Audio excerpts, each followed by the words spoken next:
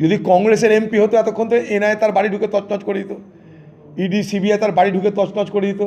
ভারতবর্ষ জুড়ে প্রতিবাদের আন্দোলন শুরু হয়ে যেত। ভারতবর্ষের রাষ্ট্রপতিকে আমি একটা ভুল করে বলেছিলাম, আমরা যেহেতু বাঙালি আমরা পতি পত্নীর ফারাক করে কথা বলি, সেই একটা ভুল, তার ভুল স্বীকার করা সত্ত্বেও সারা ভারতবর্ষ জুড়ে আন্দোলন করে পার্লামেন্ট বন্ধ করে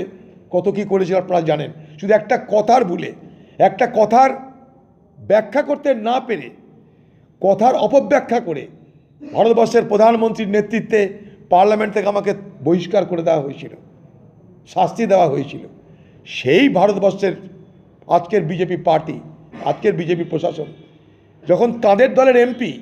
তার পাস নিয়ে হামলাকারী, শুধু তখনই না, তার আগেও হামলাকারী যখন যখন এসেছে, তার আগেও হামলাকারী যখন যখন প্রবেশ করেছে, যাকে রেকি করা বলে, আগে থেকে যে রিহার্সাল দিয়েছে সেখানেও